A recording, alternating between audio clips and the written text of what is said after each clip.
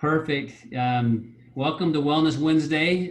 We're a group of individuals that all met together because we all had a focus and desire to learn about health and wellness, and the company Life Advantage brought us together as we learned about some products. And I'm excited to be part of this group where we can really try to help other people regain their health in a way that maybe they didn't think possible. And one of the cool things as you go through this process, you meet people with like-mindedness. And so one of those individuals is Suzanne. I met her when she brought her daughter out to see me a few years ago to interview me to see if I could work with her. Is really kind of how that worked out. Suzanne's got a phenomenal knowledge in health and wellness. She spends her days talking to physicians and individuals about truly what Hippocrates taught, which is let food be thy medicine.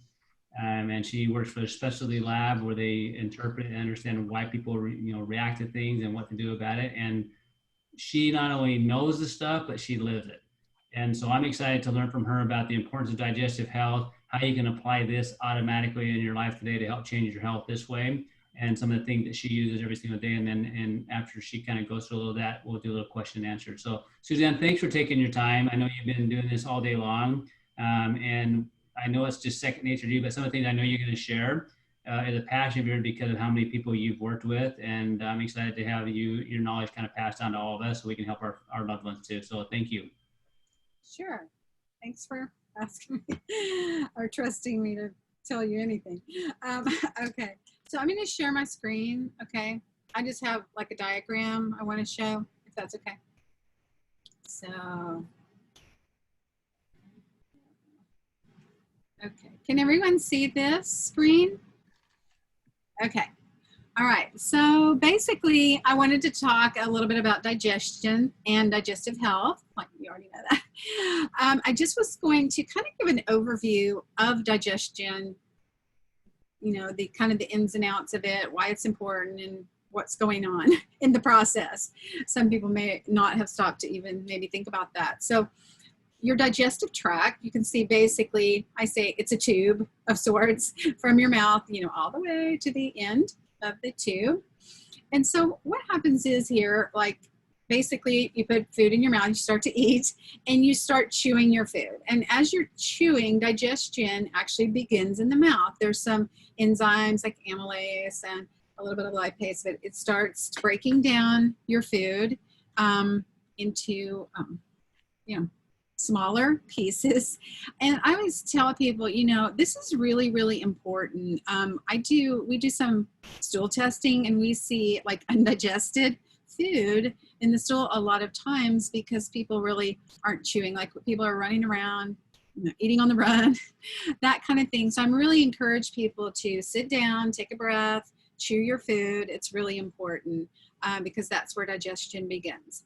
Then you can see, like, obviously, esophagus, but the food then comes down to the stomach where gastric acid starts to break it down even further. So it starts breaking down those proteins, and as the food moves through the stomach into this first part of the small intestine, you have bile released from the gallbladder, which actually starts to help break down fats and things like that.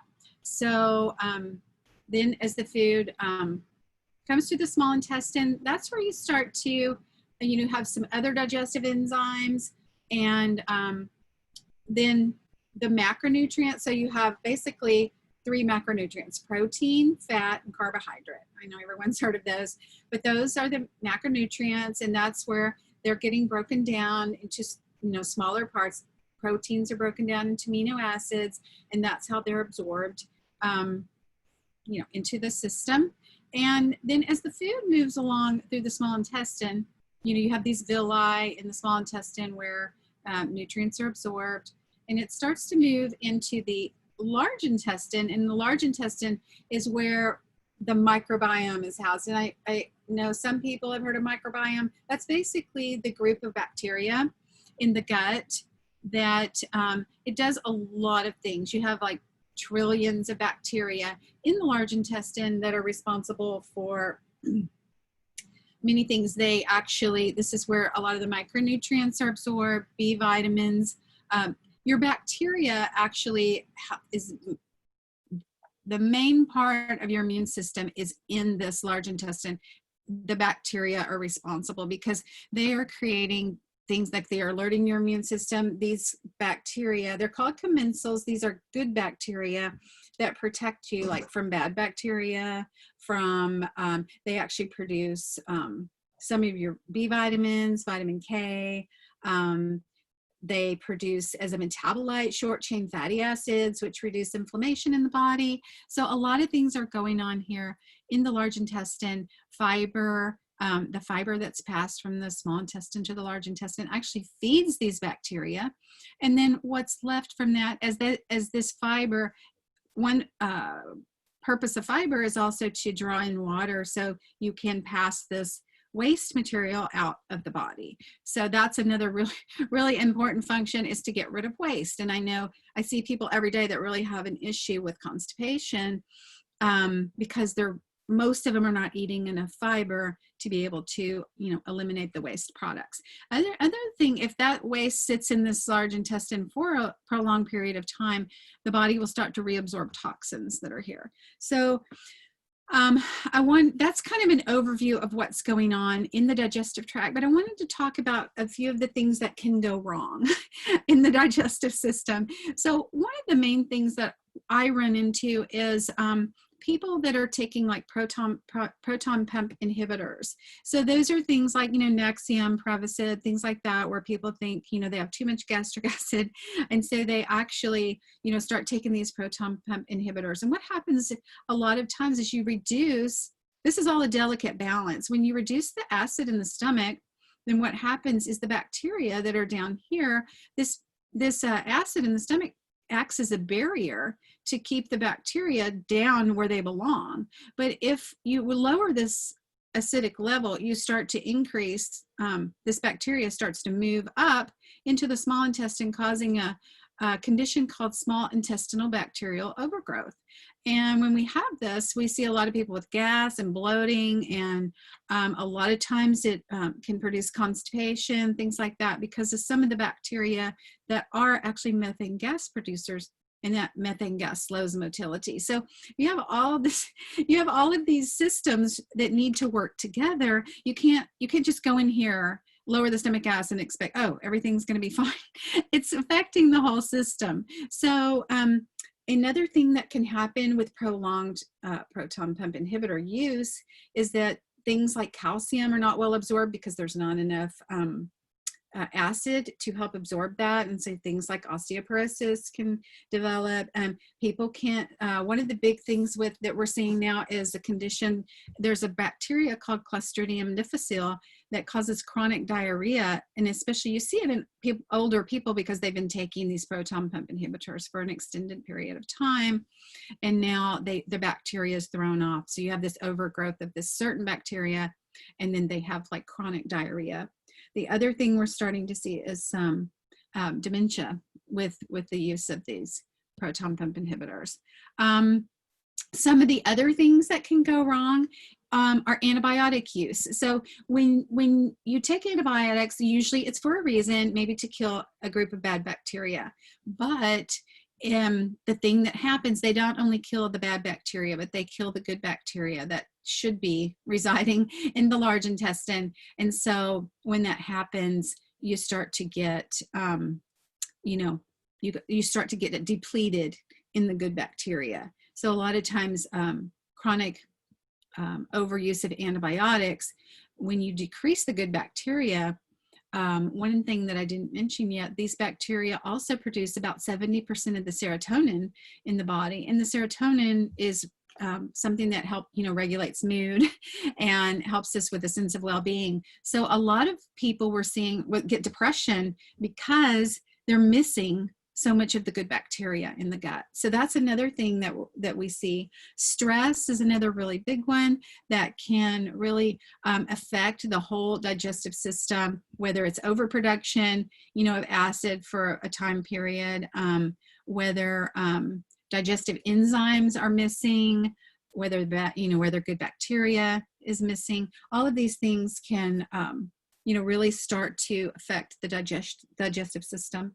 The other thing I just wanted to mention was fiber, because fiber feeds these good bacteria that helps us, like I said, our immune system, our serotonin levels, which, are also going to help us, if are going to affect sleep, the elimination process, which, we don't want to get toxins building up in our system.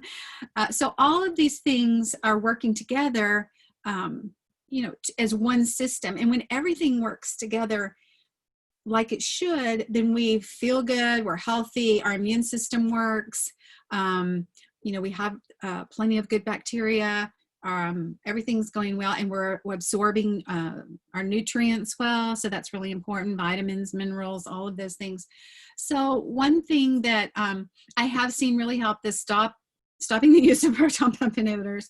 And the thing is, I will say this too, a lot of times we see impaired digestion because people are eating the wrong foods. And so that's where Dr. B mentioned, like, the food testing comes into play there, because a lot of times people, they may be having like heartburn and things like that as a result of eating the wrong food. So the answer is to eat healthy foods instead of eating unhealthy foods and adding adding a pill to that. So that's one of the things we really focus on, getting a healthy diet high in fiber. But one of the things I recommend on a regular basis is the prebiotic fibers, because a lot of us, even though we eat fiber, we might not get enough of these prebiotic fibers that actually feed Oh, can't hear you.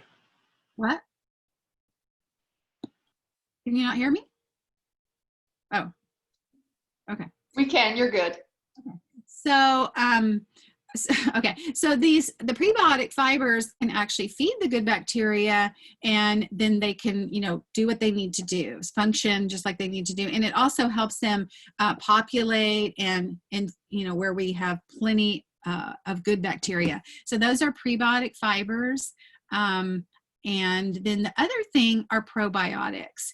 And we want a probiotic that actually can survive through the gastric acid, through the small intestine to reach this large intestine. So it's really important. All probiotics aren't created equal. So we really want a good probiotic that can survive to the large intestine and really, make a difference here in helping populate the large intestine with good bacteria. So a lot of things too, like I said, this bacteria is affecting the brain, the immune system, our energy levels, our sleep, our mood, everything. So this digestive system is obviously very important. It keeps us alive, where we're absorbing nutrients, all of our vitamins and minerals. So just to tie it all together, the best things, I can recommend are, eating healthy diet, plenty of vegetables, no junk food, reducing the amount of sugar. I did want to say that too. The more refined sugar we eat, we feed a group of bad bacteria that populate. And so what happens is the more we feed those bad bacteria, the more they, grow in numbers, and the more they scream out at us to eat more, junk food and more high sugar foods. So anyway, so I could talk a really long time about things to eat, but basically, I just wanted you to have an overview and an understanding of how the digestive process works and why it's important to feed these good bacteria with the prebiotics and the probiotic fibers, and to really take care of your digestive health. Chew your food. All that, like, Suzanne, thank you so much, because this is the complexity of the digestive tract. You just made simple, and how little changes like a medication or the wrong food can disrupt that whole system and give a vast range of symptoms. And so I think that overview was absolutely amazing to be able to go through, and the importance of doing just those simple things like prebiotics and probiotics, and eating real life foods that allows your body to have what it needs to process like it should. So thank you so much. Like, that was awesome.